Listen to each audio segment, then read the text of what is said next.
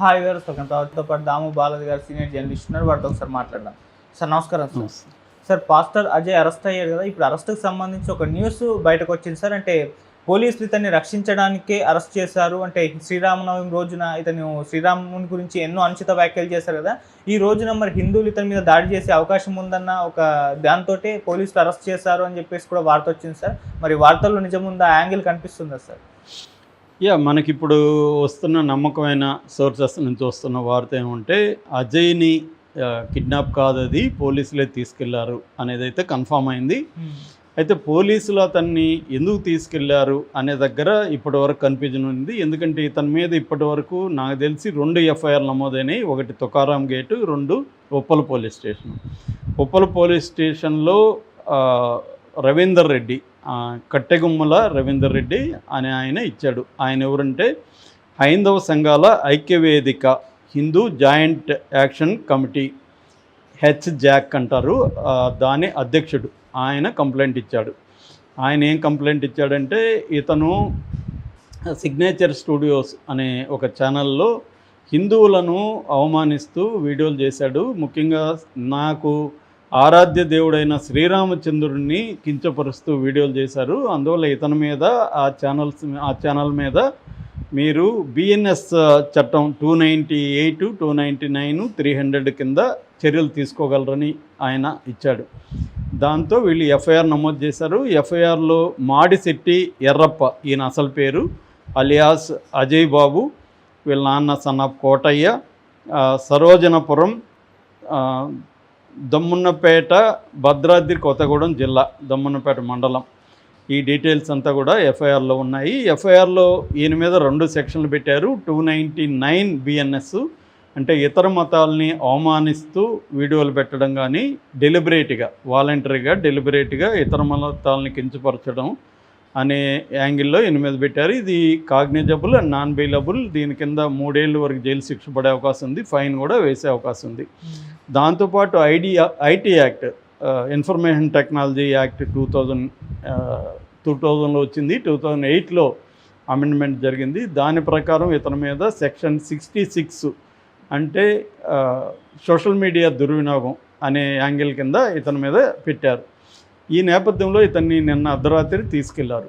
అయితే అందరూ ఏమనుకున్నారంటే, ఇప్పుడు కేఏ పాల్ వీళ్ళందరూ కూడా మాట్లాడారు, దీని మీద స్పందించారు. ఎందుకంటే ఆల్రెడీ ప్రవీణ్ని మృతి పట్ల ఒక గందరగోళ ఉద్రేక పరిస్థితి నెలకొన్న కాంటెక్స్ట్లో అజయ్ ఆల్రెడీ అనౌన్స్ చేశాడు, ప్రవీణ్ తర్వాత నన్నే చంపబోతున్నారు, ప్రవీణ్ది కూడా హత్యే. ఇట్లాగా శివశక్తి ఛానల్ కరుణాకర్ సుగుణ అనే అతను, తర్వాత రాధా మనోహర్ దాస్, వీళ్ళిద్దరే చంపించారని కూడా అజయ్ ఆరోపించాడు. నెక్స్ట్ నన్నే టార్గెట్ చేస్తున్నారు, నాకు బీజేపీ వాళ్ళు అనేక మంది మెసేజ్లు పెడుతున్నారు, నేను చంపేస్తామని అని అజయ్ కూడా అన్నాడు. అలాగే ఇంకొంతమంది మీద కూడా కేసులు పెడుతున్నారు. కేఏ పాల్ మీద పెట్టబోతున్నారు. ఆల్రెడీ హర్ష కుమార్ మీద కేసులు పెట్టారు. 196, 197 బిఎన్ఎస్ కింద ఆల్రెడీ ఆయన మీద కేసు పెట్టారు. అట్లాగే విజయ్ రెడ్డి అనే ఒక పాస్టర్ని చంపాలనుకుంటున్నారు. ఇవన్నీ కూడా ఈయన మాట్లాడాడు. జూపిడి ప్రభాకర్ వీళ్ళందరి మీద కూడా కేసులు పెడతానని అజయ్ మాట్లాడాడు. సో ఈ నేపథ్యంలో అజయ్ మీద ఒక హిందూ సంఘాల అయితే ఒకటి ఇస్తే, రెండవది తుకారాం గేట్లో ఇచ్చింది మాత్రం క్రిస్టియన్ ఆరోగ్యస్వామి జోసఫ్ అని, ఆయన అక్కడ కేసు పెట్టాడు. ఆయన వీడియో నేను చూశాను. ఆయన ఎందుకు పెట్టాడంటే, ఇతను క్రైస్తవ విగ్రహాలను ధ్వంసం చేస్తానంటున్నాడు, మా క్రైస్తవుల మీద దాడి చేసే అవకాశం ఉంది, ఇతను పిచ్చిపట్టిన వాళ్ళలాగా ప్రవర్తిస్తున్నారు, హిందువుల మీద హిందూ దేవుళ్ళని కించపరుస్తూ మాట్లాడుతున్నారు, అందుకని నేను ఆయన మీద కంప్లైంట్ ఇచ్చాను అని ఈ ఆరోగ్యస్వామి తుకారాం గేట్ పోలీస్ స్టేషన్లో కంప్లైంట్ ఇచ్చారు. దానికి సంబంధించి కూడా ఎఫ్ఐఆర్ నమోదైంది. సో అయితే పోలీసుల నుంచి మనకు అందుతున్న అనఫిషియల్ న్యూస్ ప్రకారం ఏంటంటే, ఇతన్ని మేము అరెస్టు చేయట్లేదు, ఇతన్ని హిందువులు దాడి చేసే అవకాశం ఉంది. ఎందుకంటే ఈరోజు శ్రీరామనవమి కాబట్టి ఒక ఉద్రిక్త వాతావరణం అయితే ఉంది. ఇతని పట్ల ఇతని వీడియోల్ని విపరీతంగా వాళ్ళు వాట్సాప్ గ్రూపుల్లో షేర్ చేసుకొని ఇతన్ని మనం క్షమించకూడదు, ఇతన్ని బుద్ధి చెప్పాలి అని చేస్తున్నారు. మాకు ఇంటెలిజెన్స్ ఇన్ఫర్మేషన్ వచ్చింది, ఇతను కానీ బయట ఉంటే ఇతని మీద కొంతమంది హిందూ సంఘాల వాళ్ళు దాడి చేసే అవకాశం ఉంది, అందుకని ఇప్పుడు ఆల్రెడీ వాతావరణం బాగలేదు కాబట్టి ఇతన్ని మేము తీసుకొచ్చి మా అధీనంలో పెట్టుకున్నాము, ఇతన్ని రక్షించడం కోసమే ఇతన్ని మేము తీసుకొచ్చాం తప్ప ఇతన్ని అరెస్ట్ చేయడము ఇంకోటి కాదు అని పోలీసులు చెప్తున్నారు. అనఫ్సిల్గా చెప్తున్నారు తప్ప ఇది అఫ్సిల్గా డిక్లేర్ చేయట్లా. అసలు పోలీసులు మేము తీసుకెళ్ళామనేది అఫ్సిల్గా చెప్పట్లేదు. ఎందుకంటే అఫ్సిల్గా చెప్తే వాళ్ళకి ప్రాబ్లం, కోర్టుకు పెట్టాలి వాళ్ళు, అరెస్ట్ చూపించాలి. అరెస్ట్ దలుచుకోలేదు వాళ్ళు. ఇతనికి సెక్యూరిటీ ఇవ్వాలనుకున్నారు. సెక్యూరిటీ ఇంటి దగ్గర పోలీసులను కాపలా పెడితే అదొక ప్రాబ్లం అవుతుంది. రేపు పొద్దున వాళ్ళు దాడి చేస్తే ఇతను కనపడకుండా ఉంటే ఈరోజు గడిచిపోతే ఈ ఉద్రేకతలు తగ్గుతాయి. ఎందుకంటే ఈరోజు శ్రీరామనవమి కాబట్టి మన శ్రీరామనవమి రోజు మన శ్రీరాముడిని కించపరిచిన వాళ్ళని ఎవరిని వదిలిపెట్టకూడదు అని ఒక ఉద్రిక్తంగా మాట్లాడేవాళ్ళు ఆల్రెడీ చాలామంది వీడియోలు పోస్టులు పెడుతున్నారు. సో ఈ నేపథ్యంలో ఇతన్ని సేవ్ చేయడానికే అజయ్ని మేము తీసుకెళ్ళామనేది పోలీసులు చెప్తున్న వాదన.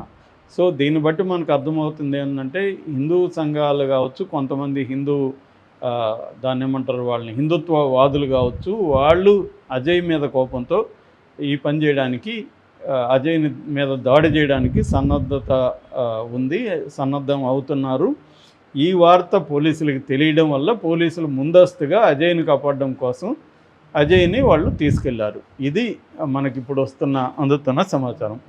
అయితే ఇక్కడ మనకు అర్థం కావాల్సింది, మనం ఈ ఇన్సిడెంట్ల నుంచి నేర్చుకోవాల్సింది ఏంటంటే ముఖ్యంగా పాస్టర్లు నేర్చుకోవాలి, అట్లాగే ఈ హిందుత్వవాదులు కూడా నేర్చుకోవాలి. వీళ్ళేదో హిందువుల్ని రెచ్చగొట్టడం ద్వారా ఇవాళ ఏంటంటే మతం అనేది వ్యాపారం అయిపోయింది. మంచి బిజినెస్ మతం అంటే.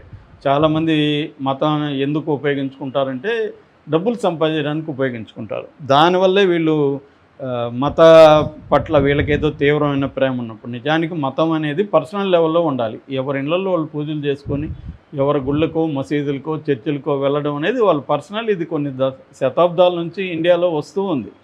అందరి మధ్య కూడా ఒకరి మతం పట్ల ఒకరికి ద్వేషము వ్యతిరేకత భావాలు లేకుండా శతాబ్దాలు మనం నివసించాం. మనకి హిందువులు ఫ్రెండ్స్ ఉంటారు, ముస్లింలు ఉంటారు, ముస్లింలకి క్రిస్టియన్స్ ఫ్రెండ్స్ ఉంటారు, బావమర్దులు అనుకునే వాళ్ళు ఉంటారు. ఆ మధ్య మేము ఒక విలేజ్ మీద కొంత రీసెర్చ్ చేయడానికి వెళ్తే అక్కడ ఒకప్పుడు 30 ముస్లింల ఫ్యామిలీలు ఉన్నాయి. వాళ్ళందరూ కూడా అక్కడ ఉన్న హిందువులు ముస్లింలంతా కూడా వరుసలు పెట్టి పిలుచుకుంటారు. బావానో పెదనాన్ననో చిన్నాన్న ఇలా పిలుచుకుంటారు. బయట నుంచి చూసే వాళ్ళకి వీళ్ళు బంధువులేమో అనుకుంటాం. అలాంటి ఒక అమికబుల్ రిలేషన్షిప్స్ ఉంటాయి. ఆర్ఎస్ఎస్ బీజేపీ రంగంలోకి దిగి, ముఖ్యంగా బీజేపీ రాజకీయంగా ముస్లింలని హిందువులకి ఒక థ్రెట్గా, ఒక విలన్గా చూపించి తమ పబ్బం గడుపుకోవడానికి రంగంలోకి దిగింది. నిజానికి వాళ్ళకి హిందూ మతం పట్ల బీజేపీకి ఏం ప్రేమ లేదు. హిందూ మతాన్ని తమ అధికారానికి ఉపయోగించుకోవడానికే వాళ్ళు ప్లాన్ చేసుకొని ఈ ముస్లింలని ఒక విలన్స్గా చూపించడం, అదొక థ్రెట్గా చూపించడం. నిజమైన సమస్యలు ఏంటి? బేసిక్ మామూలుగా మనకి 3 రకాల నీడ్స్ ఉంటాయి.